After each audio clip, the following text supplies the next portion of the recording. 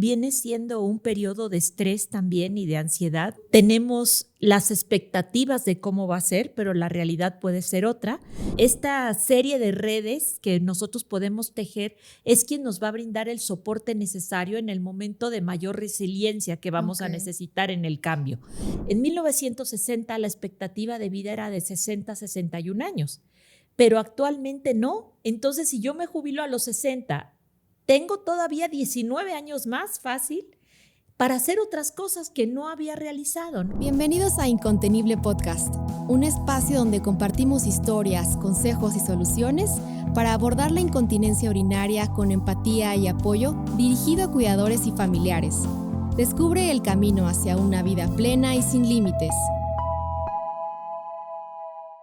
Bienvenidos a la tercera temporada de Incontenible Podcast. El día de hoy tenemos un gran tema, que es la jubilación, una nueva etapa.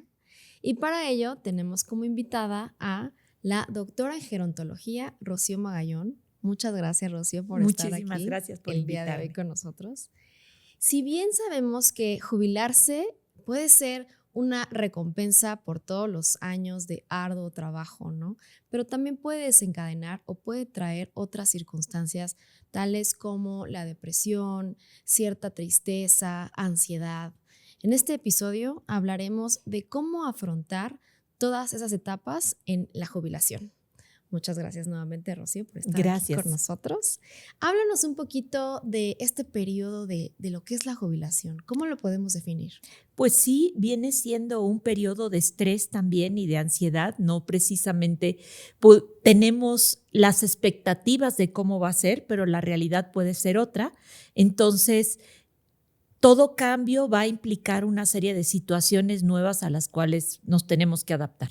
La forma en la que vamos a vivir la jubilación tiene mucho que ver con la forma en la que hemos enfrentado los cambios y una serie de patrones de conducta que hemos seguido y que tal vez es el momento de darnos cuenta que tenemos que modificar. Ok, entonces podríamos decir que de la última checada, de la última vez del checador, ¿no? De que la persona ya está por concluir estos años de trabajo, sí, ¿no? Se enfrenta también a diferentes etapas, es decir, tú no me dejarás mentir, ¿no? Una vez que pues se levanta y ya no tiene esa actividad laboral, ¿no? Creo que inicialmente permanece más tiempo en casa, ¿no? Sí. Sin tal vez como una rutina. Antes era levantarse, prepararse, desayunar y tal vez irse a trabajar, volver tarde y no sé, hacer algunos pendientes en casa. Pero siento que esta pérdida de la rutina es lo que puede empezar a afectar. Sí, sobre todo la no planeación adecuada, aunque hay veces que aunque lo planeemos muy bien, hay una película maravillosa que es Las aventuras del señor Schmidt con Jack Nicholson, que justo planea toda su jubilación y el primer día le cambia toda la jugada porque muere su esposa en ese momento y entonces todo lo que tenía planeado se cae. Pues ahí es donde nos damos cuenta que teníamos durante la vida una serie de herramientas que nos va a permitir reconocer las cosas más importantes. Y entonces, de los aspectos más importantes es sí tener una rutina de actividades, pero que son actividades significativas. No son actividades solamente por pasar el tiempo, sino que tienen un propósito y sobre todo que este propósito tenga que ver con la atención integral y con el autocuidado. Pasamos de una etapa de luna de miel, ¿no? Ay, todo es maravilloso, puedo descansar como cuando estábamos de vacaciones de niños y a la tercera semana ya no sabemos qué hacer. Entonces es importante desde antes de la jubilación empezar a generar una serie de actividades que realmente nos den sentido y significado a nuestra vida y que nos vayan permitiendo el seguir creciendo, el seguirnos desarrollando, el hacer cosas que quizá antes no las podíamos hacer porque no teníamos el tiempo, pero porque hay un propósito.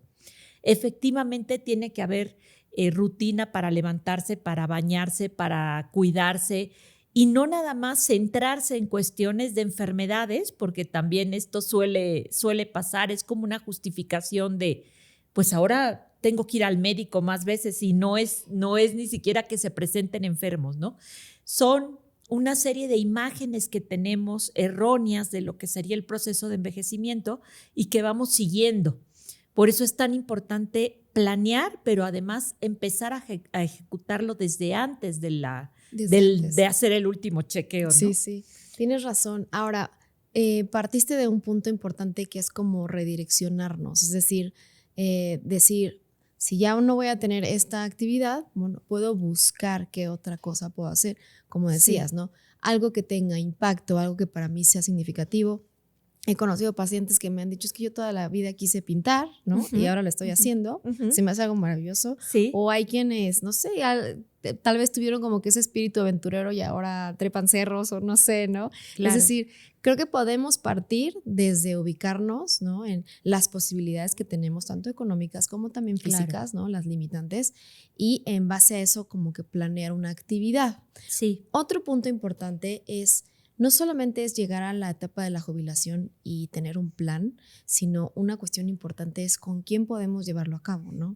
Eso que mencionas de Sí. la película que citas, es importante también planear quién va a ser tu compañero o compañera, y a lo que voy es, háblanos un poquito de la red social a la que las personas tienen que integrarse. Sí, es muy importante desde antes que nosotros generemos una red social que pueden ser nuestros amigos, nuestros familiares cercanos, nuestros vecinos, nuestra propia comunidad, en la cual empezamos a generar apoyos y ayudas de una manera, ya sea las mamás que son madres solteras y tienen a los niños chiquitos, tal vez los adultos mayores ayudan en ciertas horas a cuidar o al revés, ¿no? Pero esta serie de redes que nosotros podemos tejer es quien nos va a brindar el soporte necesario en el momento de mayor resiliencia que vamos a necesitar en el cambio. Pero esta red también la puedo fortalecer mucho más cuando ese tiempo libre que tengo ahora y que antes tenía, no sé, 40 horas a la semana de trabajo y ahora tengo 40 horas libres, se puede ver fortalecida ayudando a los demás, o sea, haciendo alguna actividad que me provoque también la sensación de ayuda y de bienestar que voy a necesitar yo también en el futuro.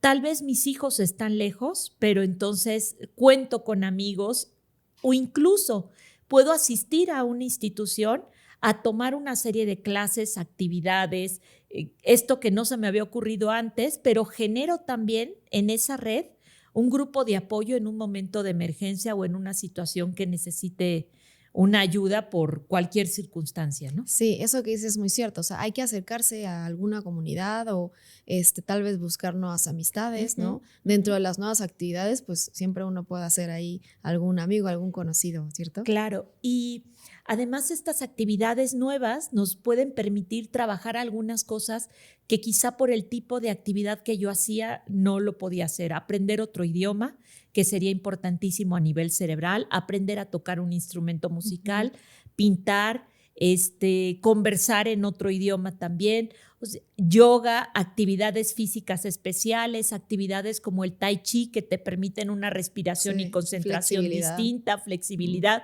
porque todo eso lo que estamos haciendo es un ahorro en situaciones que vamos a necesitar. Si yo tengo la flexibilidad y la fuerza adecuada, en una caída me puedo levantar, ¿no? Claro. Estoy como generando ahí cosas que voy a necesitar más adelante y que tengo el tiempo para poder realizarlo. Ok. ¿Qué tan frecuente es, por ejemplo, casos de gente que se deprima? Es decir, que se sienta que pierde un poquito como que esa independencia de ir al trabajo y regresar y...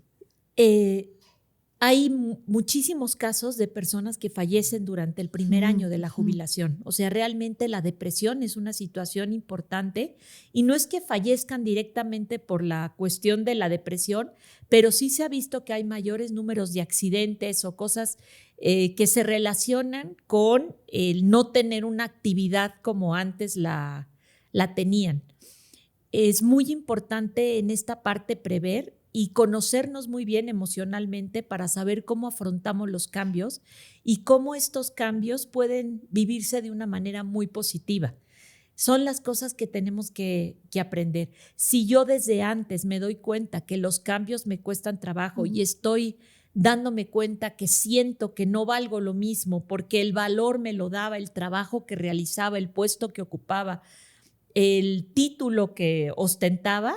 Entonces es importante acudir al médico y comentarlo, y además de actividades, valorar si requiere o no de algún antidepresivo en este momento. Ok. Porque la realidad es que de ahí va a depender muchísimo cómo voy a empezar a crear una nueva forma de vida. Ahora, en 1960 la expectativa de vida era de 60 a 61 años, pero actualmente no. Entonces, si yo me jubilo a los 60, tengo todavía 19 años más fácil para hacer otras cosas que no había realizado, ¿no? Ujú. Entonces, de mí depende la fuerza muscular que tenga, la actividad física, la energía, la capacidad de hacer nuevas cosas, de estudiar una carrera nueva en línea, o sea, de hacer otras cosas, Sí. porque tengo 19 años por delante, por lo menos, para poder realizar algo distinto. Entonces, realmente tocas algo importante que es mucho como que la personalidad de la persona, ¿no? O sea, Sí.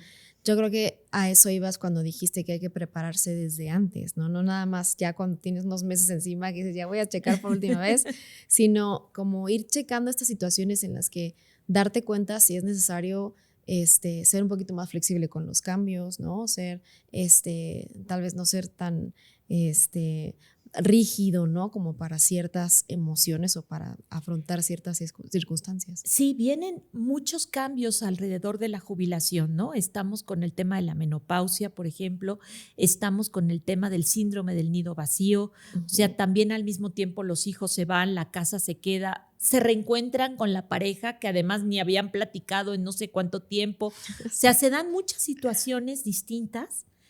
Y entonces es la oportunidad de rehacer cosas que no se habían realizado de una manera adecuada. También vienen cambios económicos importantes porque puede disminuir mi ingreso Sí. y pueden aumentar mis gastos en otras cosas de salud si no las cuidé. Entonces, tengo que aprender a equilibrar esa parte, y tengo que aprender a vivir con lo que hay sin sentirme en este agobio o en esta sensación de ya no tengo, ya no valgo, ya no sirvo para, ¿no? Claro. Entonces, también otra parte importante, y has tocado tú ese tema, es, ok, ¿no? Ya tal vez hice alguna redirección en cuanto a lo que voy a hacer, ¿no? Ujú. Si bien hablábamos de que es importante que tenga sentido, ¿no? Que signifique algo para ti y obviamente pues que pueda servir también, ¿no? Ujú. Que puedas sentirte útil. Ya hablábamos de lo que es el compañero o la compañera, ¿no? No necesariamente de pareja, sino de red de amigos o de Sí. amistades, vecinos, etcétera, o de alguna sociedad a la que se pertenezca.